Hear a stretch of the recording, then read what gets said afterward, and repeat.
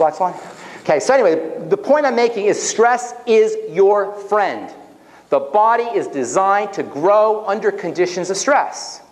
It doesn't matter what that stress is. Stress tells the body it's time to grow. This is why one of the most powerful anti-aging tools you can ever use, one of the most powerful anti-aging tools you could ever use is intermittent fasting. Intermittent fasting. Because when you fast, your body goes into stress mode. And it builds muscle so you can go out and get some food. Well, logically, if that's anti-aging, what do you think pro-aging is? Right? What we do 8 times a day, sometimes more.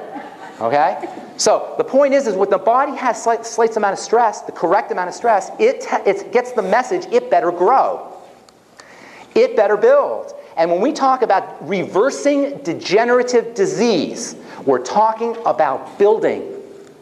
We're talking about being a bodybuilder. You're bodybuilders if you want to reverse degenerative disease. And bodybuilders make a good living reversing breakdown. They don't call it degenerative disease. They're not degenerating, really, but they're going into build-up mode. They're going into build-up mode. There's 2 great movements in the body. There's 2 great movements in the body. There's 2 great movements in life. Ancient people called it yang and yin. In the body, you have these 2 great movements of breakdown and build-up. If anybody's a chemist, any chemists in this room? You guys brought me a projector, but nothing to write on. Or nothing to write with. Anything to write with? Guys, I don't have anything to write with. Okay, but I don't need that, but if you could get me a pen, that would be awesome. A marker of some kind. They're going to get a marker. There's 2 great movements in the body. You have one movement that goes towards build-up, and one movement that goes towards breakdown. It's like in your business. In business, you got 2 great movements. They're called in the red and in the black. Spending and making, spending and earning, right? And in business, it doesn't matter if it costs you $1 million if you're making $2 million, right?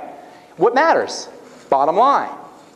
That's what matters. You're always spending in business. You're always making in business. What matters is the bottom line. Body's the same way. It's always spending. That's breaking down. That's how, when the body breaks down, it's spending, really. It's releasing energy. And then there's build up. That's making money. When you're young and you're beautiful and you're healthy and you got a little, or you're 5 years old, you know how we look at 5-year-old kids and we're like, oh my God, where did I go? Just like that, you know? What you're looking at is, I do that. You're just looking at him. You're seeing build up in its most primal state. The highest degree of build up in the black that you can imagine. That kid is so in the black, you just want to get some of that energy by looking at him. And then you go look at somebody who's degenerating, somebody who's breaking down.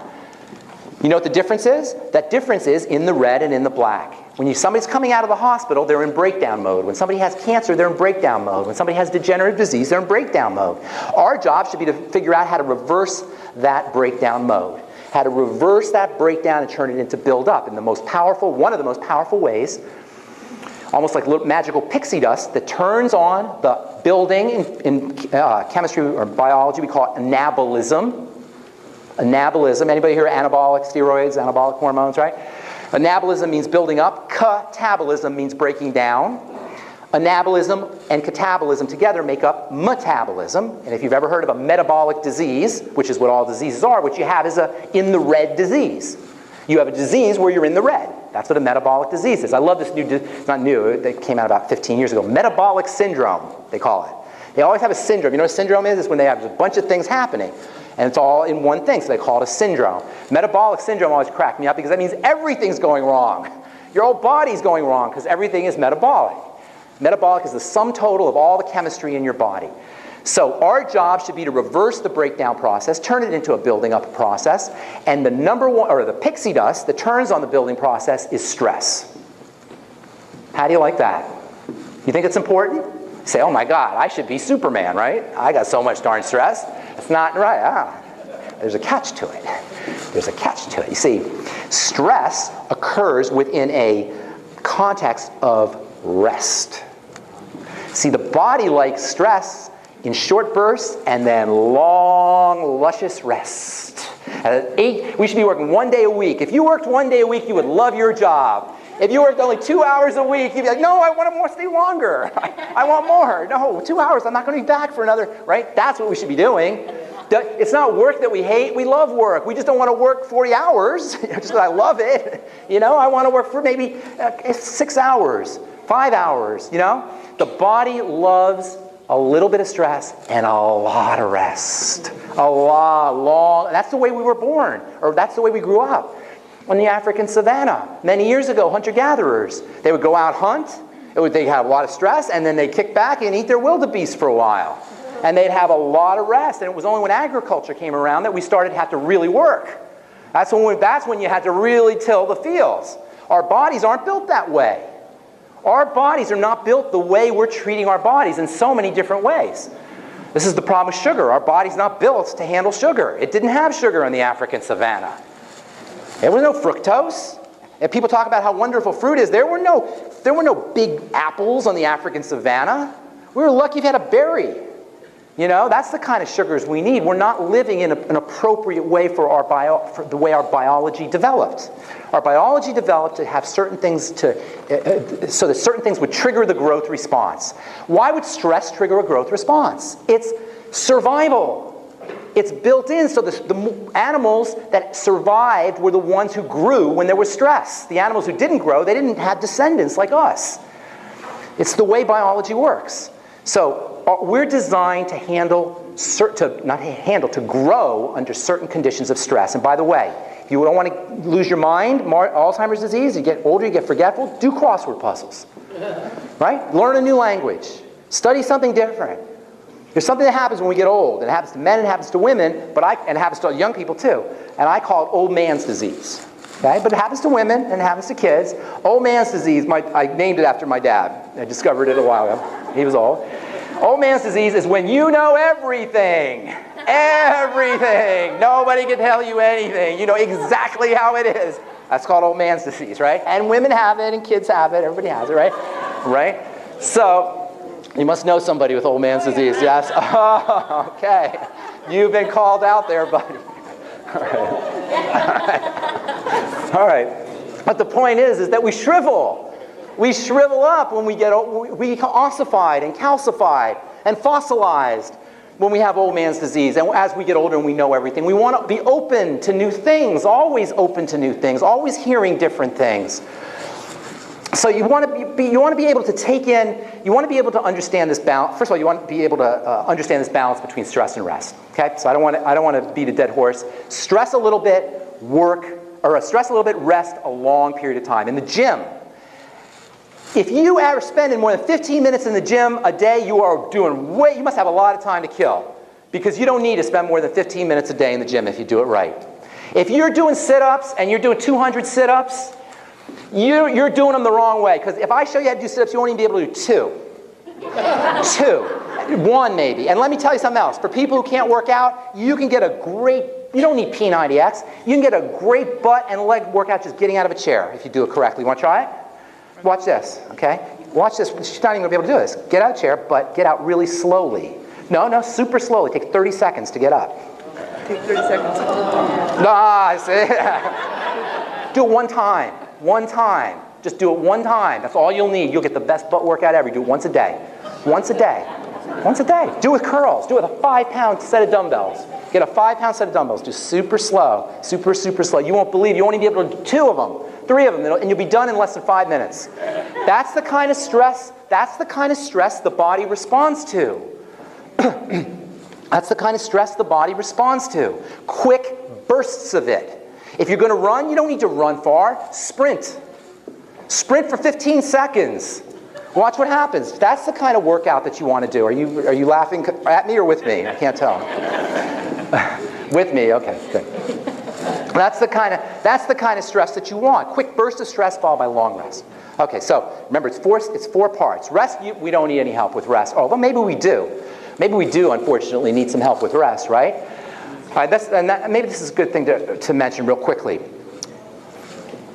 Degenerative disease is a manifestation, a visible manifestation of breakdown, an accelerated breakdown, spending more than you're making. You're in the red, right? But what is it that causes it? I talked about the food getting into the body. It's all a defensive reaction. Our bodies are in emergency mode. We have 2 modes. There's lots of pairs of modes of being. One is relaxation and rest, but one is build up and break down. Another one is relaxation and rest, or stress and relaxation. Relaxation tells the body to grow. Relaxation tells the body it's safe. If we're going to have a degenerative disease, your job is to tell the body it's safe, like it was a baby. Like it was a baby. Now you can talk to it, you certainly can talk to your body. But when I say to tell the body you're safe, I'm talking about chemically. To create a chemical terrain where the body is safe. It's told it's safe. Does this make sense? The brain is constantly reading the blood. Your brain is a dumbass. Okay? It's in your skull. It doesn't know what's happening. It's in your skull. And it's reading the blood to determine what's happening. That's how it knows what's happening. The blood is going through and it's reading the chemistry. And when it reads the chemistry that tells it there is some kind of alert or some kind of emergency, it goes into safe mode. It turns everything into safe mode. You know how in your computer, when your computer's ready to crash, before it totally crashes, it'll go into safe mode? And it's like you can just barely do certain things, but you can't do everything? That's what happens to the body. When the brain thinks it's under attack, or it thinks it's starving, or it thinks it's some kind of stress, it goes into safe mode. And it will not go into building until it's out of safe mode. So our job is to get it out of safe mode. And pretty much everything I'm talking about with nutriate, respirate, move, and rest is getting the brain to think the body's safe. Your job, everybody here, if you're dealing with degenerative disease, it's even more so, but everybody here, is to make your body feel safe. Can you relate to this? When you have high blood pressure, this is your body in an emergency mode. When you have blood clotting, this is a classic sign of a body under attack. When you have inflammation of any kind, you are witnessing the Defense Department trying to protect the body. And under these conditions, the body will not grow. Under these conditions, the body will not repair. And under these conditions, our birthright of regeneration will not occur. When the body is under attack. Many of you in this room, if not all of us in this room, are doing things that create an environment where our body is freaked the hell out. All right? Do you guys get this? Freaked out. Freaked out. And I can tell by looking, but you guys are in it and you know. If you have high blood pressure, your body is freaking out. This is why nutriate, respirate, move, and rest work so well. They tell the body it is safe. It is safe. So when you take rest, and I'm telling you this because of the rest period, we really have to know how to rest.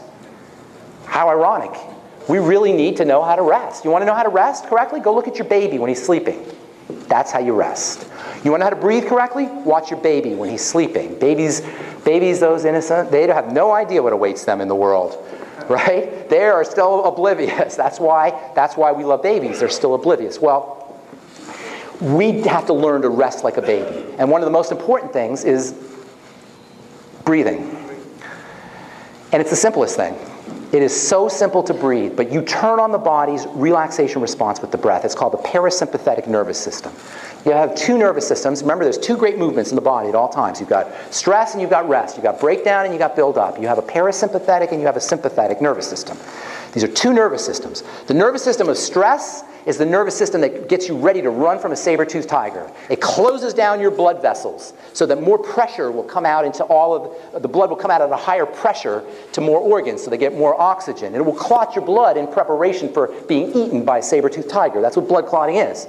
When the blood clots, it's clotting so it doesn't hemorrhage to death when you get bit by that saber-toothed tiger. It also happens when your body thinks when your body's about to be cut by a surgeon. That's why, if you've ever had surgery, what's the drug they give you when you come out? It's called Coumadin. And it's a nasty, nasty drug. It's a blood thinning drug because your body is freaked out.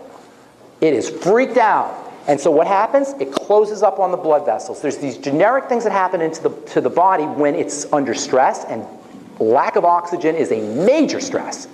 Major stress. And nobody breathes correctly. We don't breathe correctly, so we pretty much go throughout the day telling our bodies, stay in safe mode, don't grow, don't repair, degenerate. And then we wonder why we have anxiety, why we have panic attacks, why we're freaked out. We're contracted. Every time you're wounded emotionally, psychologically, you get into a little contraction. Think about something that's unpleasant right now, and you'll notice that you're contracting. Do you notice this? You know how they say when you're a drunk driver, never